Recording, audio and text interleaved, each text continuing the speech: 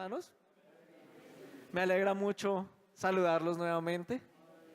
Los invito a abrir sus Biblias, hermanos, en Génesis, capítulo 12, versículos 1 al 3. Lleva por título, Dios llama a Abraham. Pero Jehová había dicho a Abraham, vete de tu tierra y de tu parentela, y de la casa de tu padre, a la tierra que te mostraré. Y haré de ti una nación grande, y te bendeciré, y engrandeceré tu nombre, y serás bendición. Bendeciré a los que te bendijeren, y a los que te maldijeren maldeciré, y serán benditas en ti todas las familias de la tierra. La enseñanza del día de hoy lleva por título Generaciones con propósito. Arrancamos viendo la historia de Abraham, porque Dios a Abraham le hizo una promesa muy bonita, ¿cierto? Dice, bendeciré a los que te bendijeren y a los que te maldijeren maldeciré, y serán benditas en ti todas las familias de la tierra. Abraham tenía una gran bendición, pero también en su vida Dios puso un propósito muy grande. ¿Cuál es el propósito de Abraham? Servir a Dios y poblar la tierra de un pueblo que bendijera su nombre. Ese era el propósito de Abraham. Abraham, a pesar de que Dios le hizo un llamado, Abraham cometió muchos errores, ¿cierto, hermanos? Nosotros tenemos un propósito. Dios nos llamó con un propósito. Y a pesar de ese propósito, tenemos errores. Pero para Dios es más importante el propósito que puso en nuestras vidas que los errores que nosotros podamos cometer. Quiero que veamos un par de errores que sucedieron en la vida de Abraham. El primero está en el versículo 4 de Génesis 12. Ahí adelantico. ¿Lo tenemos? Dice, y se fue Abraham como Jehová le dijo, y Lot con él. Y era Abraham de 75 años cuando salió de Harán. El primer error que Abraham cometió fue desobedecerle a Dios. Dios le dijo, deja tu tierra y tu parentela. Y Abraham lo que hizo fue tomar a Lot y llevarlo. Pero él siguió cometiendo errores. Eso digamos que es un error que ya hemos comentado en varias ocasiones. Pero quiero que vayamos un poco adelante al versículo 13. Dice para la gloria de Dios, ahora pues, di que eres mi hermana para que me vaya bien por causa tuya y viva mi alma por causa de ti. ¿Qué está sucediendo en este pasaje de la Biblia, hermanos? Abraham mintió. Abraham tenía miedo porque su esposa era muy linda y él pensaba que de pronto le iban a hacer algo por culpa de ella, y entonces le dice, prefiero que digas que eres mi hermana y de pronto así me vaya bien a mí. ¿Cuántas veces nosotros nos hemos equivocado delante de Dios, hermanos? Muchas, ¿cierto? A veces decimos, es un pecado grande, es un pecado pequeño, es un pecado mediano, pero siempre nos equivocamos. Aquí vimos dos errores, uno que uno podría decir fue muy pequeño, ¿cierto? Dios le dijo a Abraham, deja tu parentela, y Abraham se llevó la parentela. El siguiente ya uno podría decir de pronto es un pecado más grande, mintió. Y el siguiente podríamos decir que es un poco más grande. Vamos al capítulo 16, versículo 4. 16, 4. Génesis capítulo 16, versículo 4.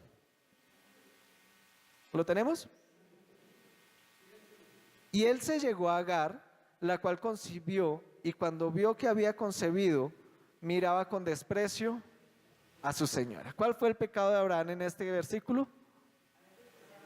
Si bien Sara le dijo, allégate a mi sierva, pues Abraham no tenía por qué hacerle caso. Él sabía que eso estaba mal. Él sabía que se estaba equivocando. Pero no solamente estuvo con su sierva, sino que más adelante deja al hijo, abandona al hijo que había tenido con esa sierva. Génesis capítulo 21, versículo 14. Y entonces Abraham se levantó muy de mañana y tomó pan y un odre de agua y lo dio a Agar, poniéndolo sobre su hombro, y le entregó el muchacho y la despidió. Y ella salió y anduvo errante en el desierto de Berseba. Qué gran error que está cometiendo Abraham acá, ¿no? Está dejando a su hijo y a la madre de su hijo a su buena suerte. Dice, tomó pan y un odre de agua y lo dio a Agar y váyanse. Qué gran error que está cometiendo, ¿cierto? Por supuesto, cometió un error antes, se acostó con Agar y fruto de ese error nació su hijo, pero no tenía por qué abandonarlo, no tenía por qué dejarlo solo. Nosotros como hombres tenemos la responsabilidad de nuestro hogar, tenemos la responsabilidad de nuestra familia y no podemos simplemente decirle, bueno, que le vaya muy bien, váyase. No, nosotros debemos velar por nuestra familia, nosotros debemos velar por nuestro hogar, debemos enfrentar nuestra obligación. Debemos acompañar a nuestra familia, no los podemos dejar solos. Abraham cometió muchos errores, pero ¿saben qué, hermanos? A pesar de todo ese montón de errores que Abraham cometió, Dios siguió estando a su lado. Dios siguió diciéndole a Abraham, yo te amo. Abraham, yo voy a cumplir mi promesa en ti. No te voy a dejar solo. Y la promesa de Abraham se cumplió. El propósito de Abraham inició a cumplirse con su hijo Isaac. Recuerden, hermanos, Sara era estéril. Y Abraham ya decía, pero ¿cómo es posible que Sara pueda tener un hijo si ya está vieja y yo ya también estoy viejo? Y además ella es estéril. ¿Cómo lo vamos a lograr? Y Dios les decía, va a suceder, va a suceder. Y se le presenta y le dice nuevamente, vas a tener un hijo con Sara. No solamente Dios estaba cumpliendo la promesa que le había dado a Abraham, sino que Dios tenía que cumplir el propósito que puso en la vida de Abraham. Llenar la tierra de un pueblo que alabara a Dios, que amara a Dios con todo su corazón. Esa fue la forma como Abraham fue llamado. Quiero que veamos un poco más adelante el llamamiento de su nieto, de Jacob. Vamos por favor al capítulo 25. Génesis capítulo 25.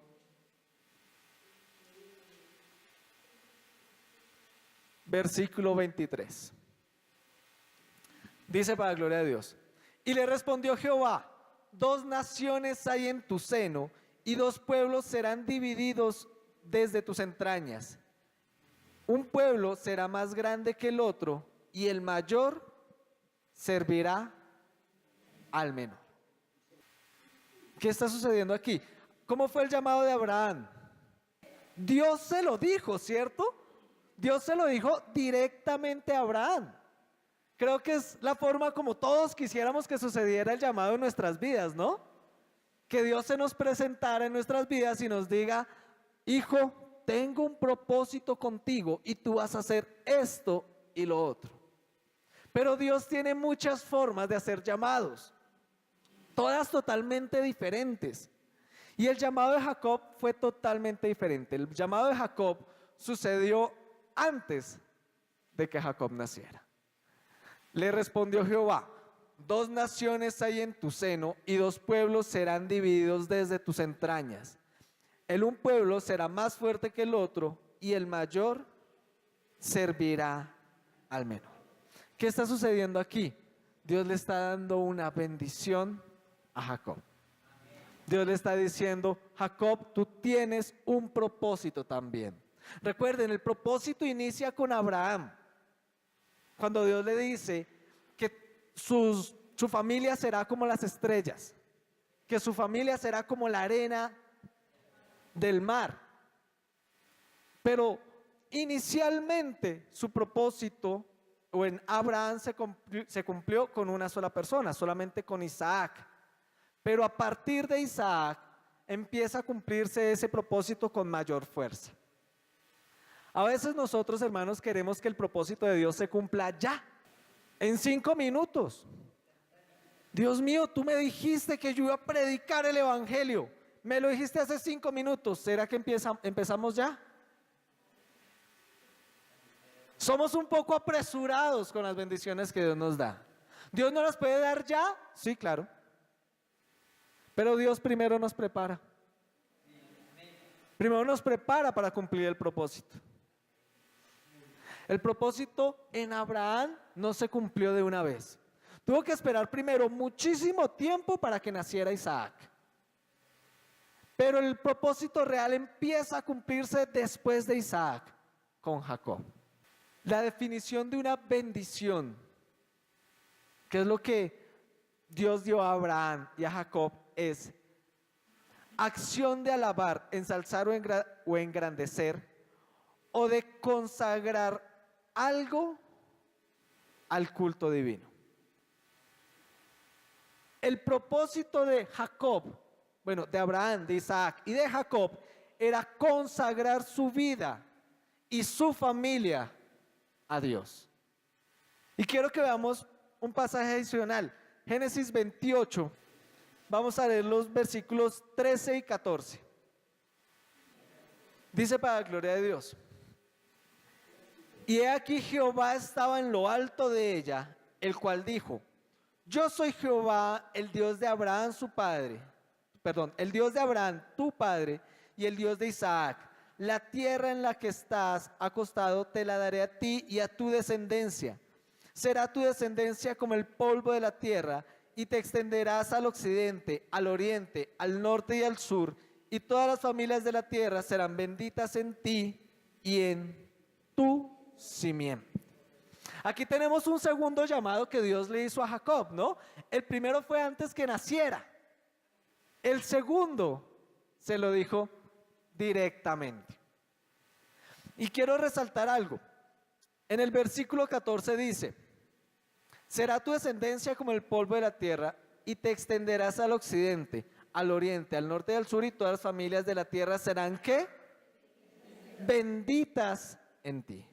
Y acabamos de leer que una bendición es algo consagrado al culto divino, consagrado a Dios. Es decir, que el propósito de Jacob era que su familia, y a partir de su familia todas las naciones de la tierra, fueran consagradas a Dios.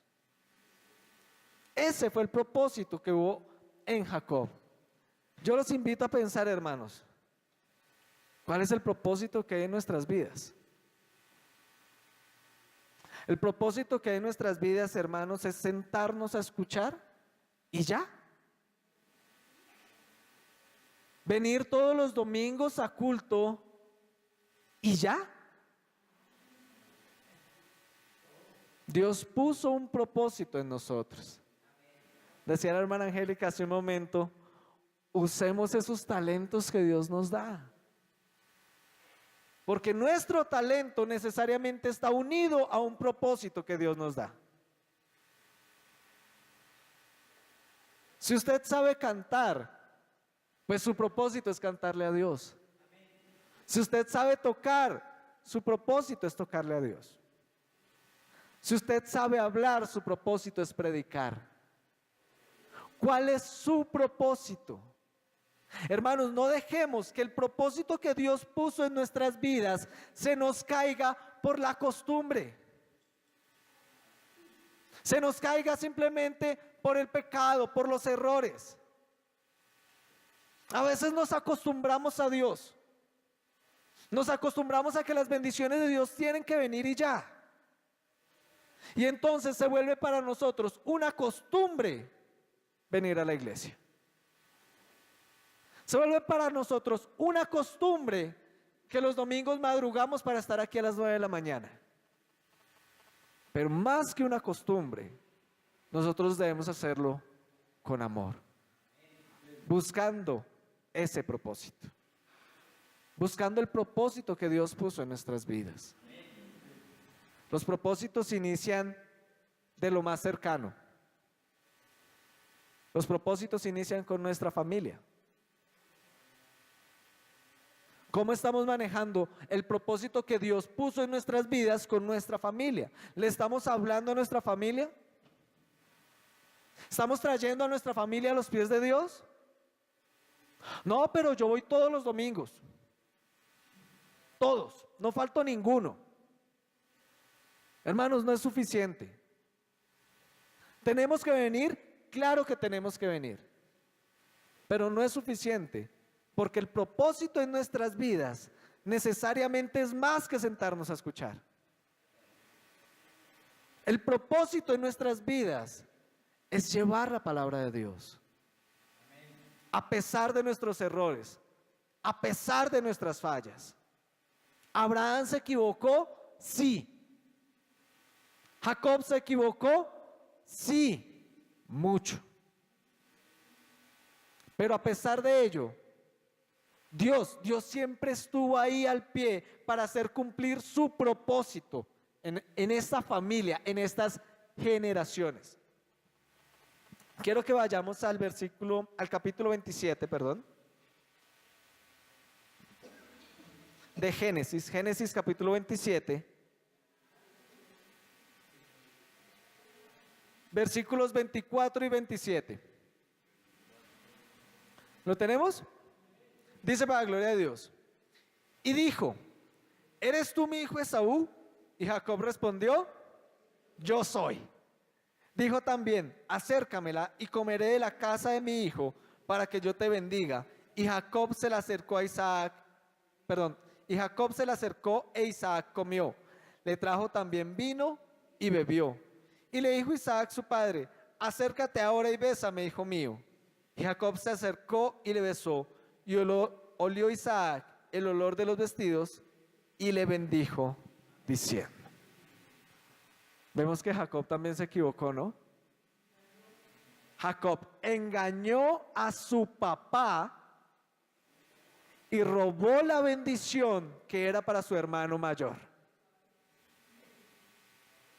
Un error grande. Lo hizo con toda intención. Quería robar a Esaú. Le quería robar la bendición. ¿Cuántas veces nos equivocamos con nuestra familia, hermanos? Con los que están cercanos.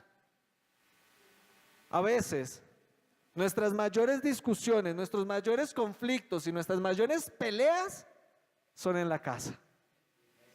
Con mi mamá, con mi papá, con mis hermanos, con mi esposa, con mi esposo, con mis hijos. Jacob se equivocó muy fuertemente con su familia. Y a pesar de eso, Dios estaba ahí. Nosotros nos preguntamos, pero ¿cómo es posible que Dios haya cumplido el propósito que tenía en Jacob si Jacob era tan mala persona? Dios cumple su propósito en las personas que Él quiere cumplir su propósito. Si nosotros nos hemos equivocado tantas veces, ¿será que Dios cumplirá su propósito en nuestras vidas? La respuesta es sí. A pesar de todo, a pesar de nosotros mismos, a pesar de nuestros errores, a pesar de nuestras fallas, a pesar de que no siempre le seguimos, a pesar de que nos volvemos en ocasiones religiosos y simplemente ser cristianos es venir a la iglesia, a pesar de que tenemos problemas con nuestras familias, a pesar de que ocasionalmente mentimos, a pesar de nuestra crítica, a pesar de nuestra queja, Dios va a cumplir su propósito en nuestras vidas. Quiero que veamos otro error que cometió Jacob que todos conocemos bien. Devolvámonos por favor al capítulo 25. Génesis capítulo 25, versículos 30 y 31. ¿Lo tenemos? Dijo a Jacob: te ruego que me des de comer de ese guiso rojo, pues estoy muy cansado. Por tanto, fue llamado su nombre Edom. Y Jacob respondió: véndeme en este día tu primogenitura. ¿Qué está haciendo Jacob en este momento? Se está aprovechando de la necesidad de su hermano. Se está aprovechando del hambre de su hermano. Y lo embaucó. Lo robó. Le compró la primogenitura por un plato de lentejas. Uno podría decir, pero Esaú estuvo de acuerdo, ¿cierto? Pero hermanos, nosotros no podemos aprovecharnos de las situaciones difíciles de los demás en nuestro favor. Exactamente, Jacob sabía bien que eso le pertenecía a su hermano, la primogenitura le pertenecía a su hermano, y sin embargo se aprovechó de que Esaú tenía hambre, Esaú estaba cansado, Esaú venía de trabajar, se aprovechó de esa situación difícil y le dijo: tú tienes hambre, yo comida, yo te doy comida, dame tu primogenitura. Tanta era el hambre de Esaú, tanto era el cansancio de Esaú, que sabiendo lo importante que era la primogenitura en su vida, decidió decir: te la entrego, dame de comer. Pero en la vida de Jacob sucedió algo importante para que su vida cambiara. Y quiero que lo veamos. Vamos a ir por favor a Génesis capítulo 33. Vamos a leer los versículos del 1 al 4. Génesis 33 del 1 al 4. ¿Lo tenemos? Lleva por título Reconciliación entre Jacob y Esaú. Lo leo para la gloria de Dios. Alzando Jacob sus ojos, miró, y he aquí venía Esaú y los 400 hombres con él.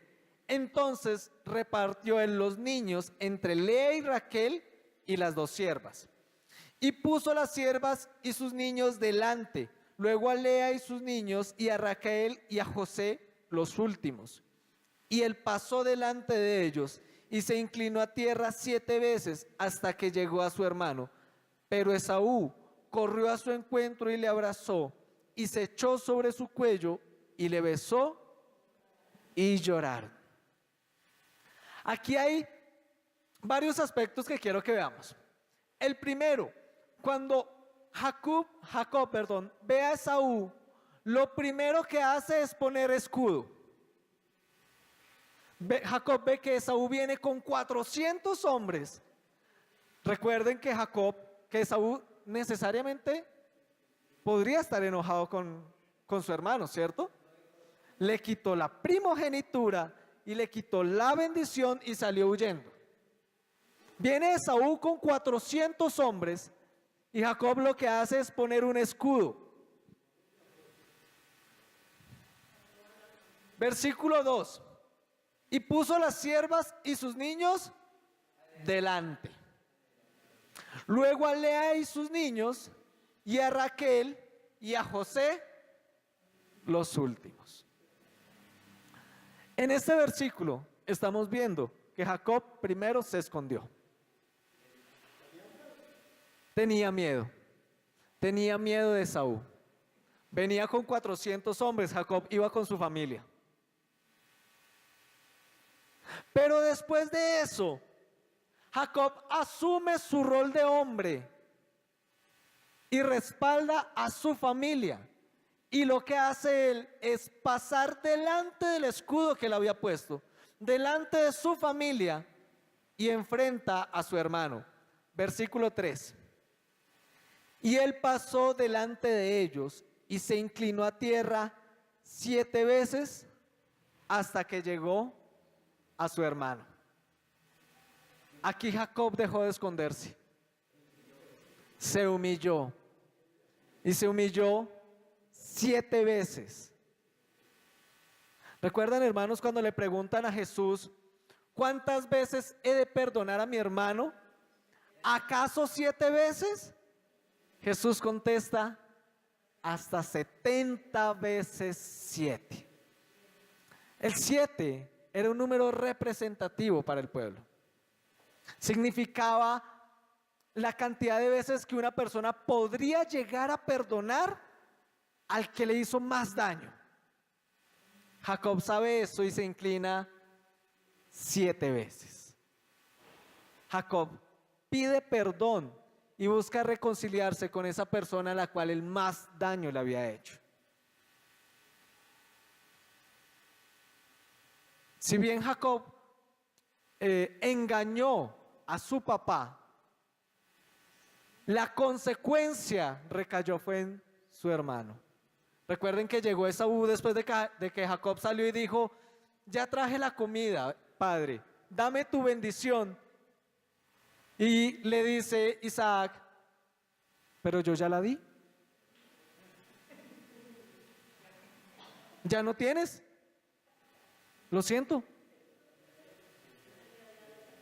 Esaú fue muy lastimado por Jacob y estaba enojado. Y cuando se da este momento de reconciliación entre Jacob y Esaú, la vida de Jacob cambia. Creo que además de evitar discusiones con nuestras familias e incluso perdonar los errores de nuestras familias, tenemos que perdonarnos nosotros. Porque si yo no me perdono mis propios errores, ¿cómo espero que los demás me perdonen? Vamos un poco adelante, vamos a ir al capítulo 35. Génesis capítulo 35, versículos 1 al 3.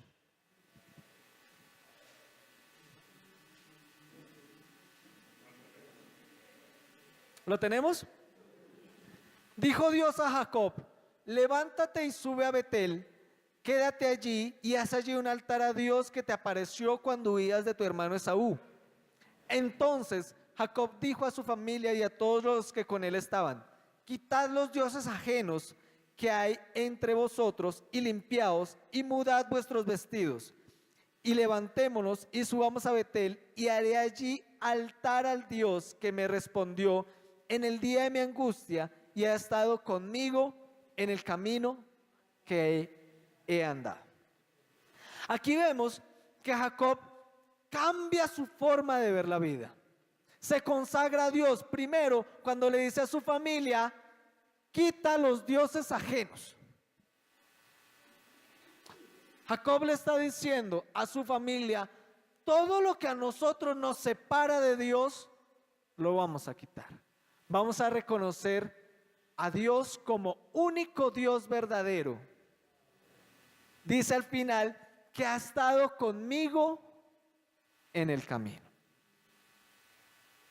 Pero además sucede algo adicional, y es que por primera vez Jacob levanta un altar a Dios. Devolvámonos un poquito para hacer una comparación. Vamos a Génesis capítulo 28.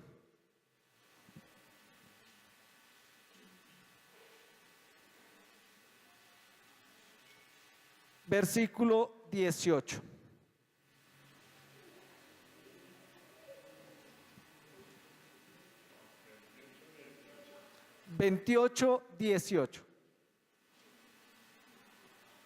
Génesis capítulo 28, versículo 18. ¿Lo tenemos? Dice para la gloria de Dios. Y se levantó Jacob de mañana y tomó la piedra que había puesto de cabecera y la alzó por señal y derramó aceite encima de ella. Este que acabamos de leer fue la primera vez que Dios le habló directamente a Jacob, ¿cierto? ¿Y qué hizo Jacob? Tomó una piedra y la puso por señal. Pero después ya no pone solamente una piedra por señal, sino que realmente levanta un altar a Dios. Hermanos, ¿cuál es nuestro altar a Dios? Nuestro corazón, nuestra vida. Nosotros solemos decir, y está bien, que las personas vean que yo soy diferente, ¿cierto? Que Dios ha puesto una señal en mi vida, que Dios cambió mi vida. Pero que lo vean no es suficiente. Mi vida debe ser un continuo altar de adoración para Dios. Eso quiere decir que no basta con ser buena persona. No basta con ser querido, sino que exista siempre, en todo tiempo, una comunión con Dios, una alabanza a Dios, una adoración a Dios. En mi casa, hermanos, desde primeras horas de la mañana, mi esposa se levanta y pone música. Música cristiana, por supuesto.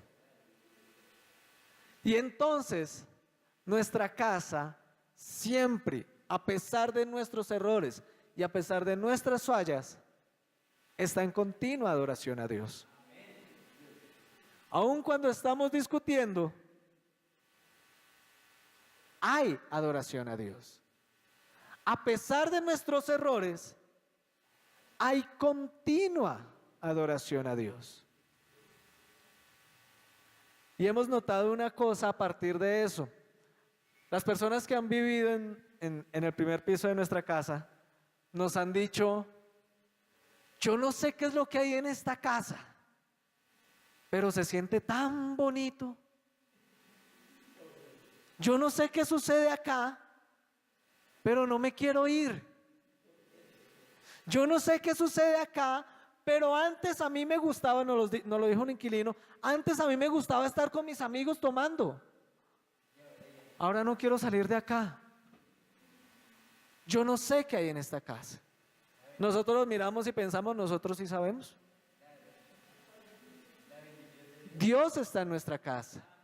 Y hay una continua adoración a Dios. Nuestra casa, hermanos, tiene que ser un altar a Dios. Y un altar debe ser un altar limpio a Dios. Continua adoración. Acá lo cantamos.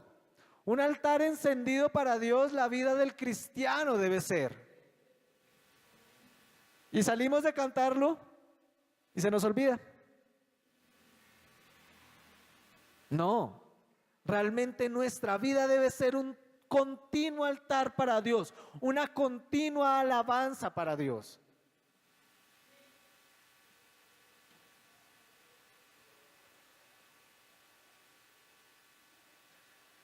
Vamos a ir por favor a Génesis capítulo 37. Y aquí vamos a pasar de Jacob a uno de los hijos de Jacob, José. Vamos a ver los versículos 6 al 9.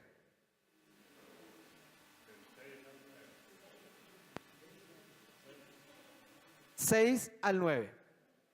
¿Lo tenemos? Dice para la gloria de Dios. Y él les dijo: oíd ahora este sueño que he soñado. He aquí que atábamos manojos en medio del campo, y he aquí que mi manojo se levantaba y estaba derecho, y que vuestros manojos estaban alrededor y se inclinaban al mío. Le respondieron sus hermanos: ¿reinarás tú sobre nosotros o señorearás sobre nosotros? Y le aborrecieron aún más a causa de sus sueños y sus palabras. Y soñó aún otro sueño y lo contó a sus hermanos diciendo: he aquí que he soñado otro sueño, y he aquí que el sol y la luna y 11 estrellas se inclinaban ante mí. Este fue el llamado de José. como Dios le habló a José. Pero en este mismo pasaje encontramos el propio error de José. Tuvo dos errores. El primer error fue la imprudencia. Es decir, él sueña que los manojos se van a inclinar ante él y él conoce la interpretación de ese sueño y sin nada de prudencia, sin nada de tacto, se lo cuenta a sus hermanos y les dice, ¿sí entendieron? ¿Sí entendieron? Soy yo. Vanagloria. Y después tiene otro sueño en el que está incluyendo a sus padres. Versículo 10. Y lo contó a su padre y a sus hermanos. Y su padre le reprendió y le dijo, ¿qué sueño es este que soñaste? ¿Acaso vendremos yo y tu madre y tus hermanos a postrarnos en tierra ante ti? Y él los miraba. Yo me lo soñé. ¿Qué había en él? Orgullo. Orgullo. Hermanos, cuando Dios nos hace un llamado, tenemos que ser conscientes que si el llamado se cumple a través de nosotros, es Dios quien hace las cosas. No somos nosotros. Es Dios quien lleva a cabo un ministerio. José no tuvo prudencia, José no tuvo tacto. Es igual que vanagloriarse de un talento que Dios me da. Es que yo canto tan hermoso. Es que yo hablo tan bonito. No. Dios lo hace a través de mí. Eso es muy diferente. Y hay algo que la iglesia nos ha enseñado y que nos lo ha repetido muchas veces. Cuando usted esté practicando su talento para Dios y alguien le diga, oiga, qué bonito salió, la gloria siempre es para Dios. Y debemos decirlo. Eso nos ayuda mucho a ser conscientes de que quien hace la obra es Dios, no yo. Vamos a ir más adelante, vamos a ir al 44, Génesis 44, versículos 1 al 3. ¿Lo tenemos? Dice para la gloria de Dios. Mandó José al mayordomo de su casa diciendo, llena de alimento los costales de estos varones, cuanto puedan llevar, y pon el dinero de cada uno en la boca de su costal, y pondrás mi copa, la copa de plata, en la boca del costal del menor, y con el dinero de su trigo. Y él hizo como dijo José. Venida la mañana, los hombres fueron despedidos con sus asnos. ¿Recuerdan qué sucedió después, hermanos? ¿Y la copa? ¿Quién se llevó la copa? Nos robaron. Nos robaron. ¿Qué está haciendo José en ese momento? Está poniéndole trampa a sus hermanos. Les está diciendo ladrones, embaucadores, les dijo espías, sabiendo que no era cierto. José estaba tomando venganza en sus propias manos, con su propia familia, no con un extraño, no con alguien lejano, con sus propios hermanos. José se estaba vengando. Y José en el fondo les estaba diciendo, ¿sí ven que el sueño era cierto? ¿Sí ven que era verdad? Falta mi papá. Si era cierto lo que les dije. En José todavía había orgullo. Orgullo y venganza. Pero en José sucedió algo particular. Vamos al 47. Génesis 47, 6. ¿Quién está hablando en este versículo? Faraón. La tierra de Egipto delante de ti está, en lo mejor de la tierra haz habitar a tu padre y a tus hermanos. Habiten en la tierra de Gosén, y si entiendes que hay entre ellos hombres capaces, ponlos por mayorales del ganado mío. Faraón le está diciendo a José, trae tu familia y que tu familia viva acá. Pero ¿qué sucedió entre el momento en el que José pone su copa en los costales de su hermano y este momento en el cual Faraón les da un espacio de tierra para habitar? José pidió perdón. José se enfrenta a su familia y dice que lloró y le pidió perdón a sus hermanos. Les decía, yo soy José al que ustedes vendieron. Hubo reconciliación entre José y su familia. En ese momento se da el propósito de Dios en la vida de José. Y uno puede decir, pero es que eso fueron ellos, ¿cierto? Abraham, padre de la fe. Jacob, el patriarca. José, el que salvó al pueblo. Y los propósitos solamente se cumplen en ellos. No. Los propósitos de Dios están cercanos a nosotros. Los propósitos de Dios no están limitados a lo que dice aquí en la Biblia, a ellos, a los que estaban en la historia. El propósito de Dios está cercano a nuestras vidas. ¿Qué pasa? Tenemos que llevarlo a cabo. Tenemos que llevarlo a cabo. Quiero contarles acerca de una persona de hace ya un par de años. Su nombre es Martin Luther King. En Estados Unidos se vivía un fuerte racismo, tanto que si una mujer de color, una mujer negra, veía a un hombre blanco que se subía al bus, ella se tenía que levantar de la silla para que el hombre blanco se sentara. Martin Luther King vio eso y sucede que cuando él lo vio, la mujer negra se rehusó a levantarse. No le dio la silla al hombre blanco. La mujer negra fue llevada a prisión. Y entonces Martin Luther King empieza un movimiento para liberar a los negros realmente de la esclavitud. Y él da un mensaje que lo voy a leer. Voy a leer algunas partes del mensaje de Martin Luther King. El mensaje se llamaba Yo tengo un sueño. Yo tengo un sueño que un día se pondrá en pie y realizará el verdadero significado de su credo. Sostenemos que estas verdades son evidentes por sí mismas, que todos los hombres han sido creados iguales.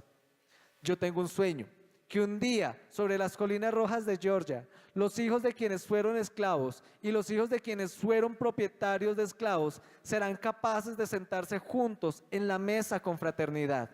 Yo tengo un sueño, que mis 4 hijos vivirán un día en una nación en la que no serán juzgados por el color de su piel, sino por su reputación. Y Martin Luther King era pastor cristiano. El pastor Martin Luther King. Él no se limitó solamente a dar su mensaje en la iglesia. Él no se limitó solamente a sentarse a escuchar, sino que salió a las calles y dijo este mensaje ante 250,000 personas que venían de una marcha, en su mayoría personas de color, personas negras, en una época en las cuales a los negros se les tiraba piedras, se les tiraba tomates simplemente por andar por las calles. ¿Cuál es nuestro propósito, hermanos? ¿Solamente sentarnos a escuchar? ¿Solamente venir a la iglesia a decir, es que Dios te necesito, dame a mí? Eso está bien, pero debemos ir más allá. Y es que nosotros debemos tomar ese propósito y llevarlo a las demás personas. Ayudar a quien nos necesita. hablarle a quien está triste, abrazar al que llora, darle de comer al que tiene hambre.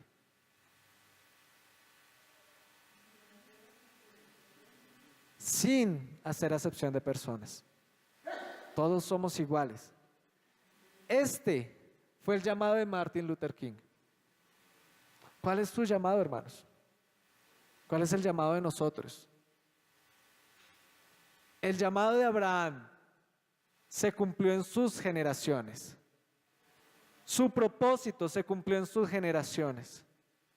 Hermanos, muchos de nosotros llevamos varias generaciones acá. Porque nosotros venimos de que nuestros abuelos venían a la iglesia, nuestros padres venían a la iglesia y nosotros venimos a la iglesia. Y seguimos sentados. Seguimos escuchando. Seguimos esperando que la bendición caiga en mí. Pero no estamos haciendo nada en nuestro propósito. No estamos yendo a los demás. No estamos tomando nuestra guitarra, no estamos tomando nuestro piano y decir, yo quiero predicar el evangelio. Para finalizar, quiero que vayamos a San Juan. San Juan capítulo 15, versículos 16 y 17. ¿Lo tenemos? Dice para la gloria de Dios. No me elegisteis vosotros a mí, sino que yo os elegí a vosotros y os he puesto para que vayáis y llevéis fruto y vuestro fruto permanezca, para que todo lo que pidiereis al Padre en mi nombre, Él os lo dé. Esto os mando, que os améis unos a otros. Aquí la Biblia no está diciendo que nos escogió para sentarnos a escuchar. Aquí Jesús no le está diciendo a sus apóstoles, yo los escuché, yo los elegí para que se sienten en la sinagoga y escuchen lo que les tienen que decir. Jesús no les está diciendo, yo los elegí para que en estos 3 años que me acompañaron, me escucharan. Jesús les está diciendo, y os he puesto para que vayáis y llevéis fruto. Y vuestro fruto permanezca. No es un fruto de un día. No es un fruto de ayer le hablé a mi vecino y ya no lo vuelvo a hacer. No es un fruto de un día pasé a cantar. No es un fruto de un día pasé a predicar. Es un fruto que permanece. ¿Qué estamos haciendo nosotros con el fruto que Dios puso en nuestras vidas? Con esa semilla que Dios sembró en nosotros. Cada uno de nosotros tiene un propósito, hermanos. Cada uno de nosotros tiene un talento. No pensemos, hermanos, que talento solamente es el que pasa a predicar o el que pasa a cantar.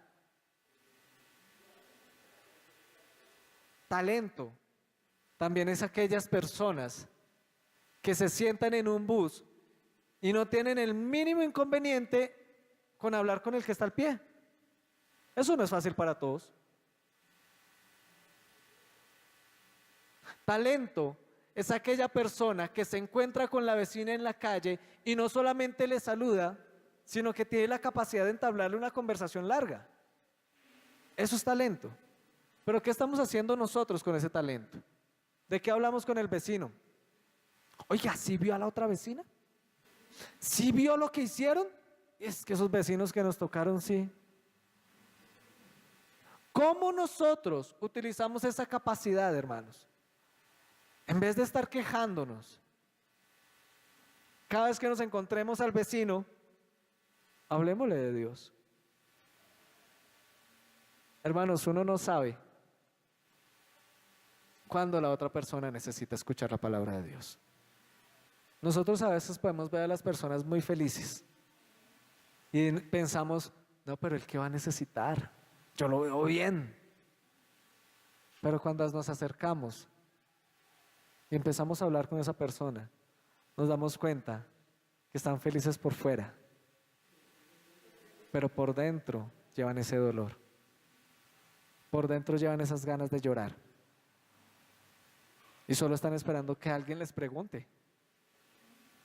Que alguien les diga, busque a Dios. Que alguien le diga, vámonos para la iglesia. Que alguien le diga, ¿sabe qué? No importa su dolor. No importa lo que ha sufrido. No importa lo que ha pasado. Dios lo ama. No importa que usted ha sido mala persona. Dios lo ama. Vamos a ver, hermanos, que entonces las personas van a llorar. Van a llorar y van a decir, ¿de verdad Dios me ama? Mire yo todo lo que he hecho. Mire por todo lo que yo he pasado. Y usted viene a decirme que Dios me ama de verdad. Gracias. Gracias. Eso necesitaba oír. ¿Qué estamos haciendo nosotros, hermanos? No, pero yo vengo todos los domingos. Siempre. No es suficiente. No es suficiente. El versículo 17 termina diciendo, ámense unos a otros. Y ámense unos a otros no solamente entre nosotros. Recordamos bien la parábola del buen samaritano. Quienes pasaron a recogerlo eran personas que se esperaban que lo ayudaran. Y cuando pasa el samaritano, recuerden que entre los samarios y ellos había un conflicto bastante fuerte. No se hablaban. El samaritano lo recoge y lo ayuda por amor. ¿Qué tanto nosotros amamos a los que están afuera? No, sí, yo lo amo. Yo siento amor. ¿Y qué está haciendo por esa persona? Nada. ¿En dónde está el amor? El amor no es solo decirlo. El amor no es solo decir acá, sí, yo amo a mi prójimo y mi prójimo es importante para mí. El amor es ir a buscar a esas personas, darles un abrazo y decirles Dios lo bendiga. Darle un abrazo y decirle, ese problema que usted tiene, Dios lo puede quitar. Dios lo puede ayudar. Ese es nuestro verdadero propósito, hermanos. Sentarnos aquí los domingos es bonito, alabamos a Dios, gracias a Dios porque tenemos la oportunidad. Pero el propósito que Dios puso en nuestras vidas es ir a las personas que están afuera, hablarles, contarles que alguien cambió nuestra vida, que somos diferentes, que ya no somos lo que éramos, que hace unos años estábamos en la calle y hacíamos y deshacíamos y no importaba nada.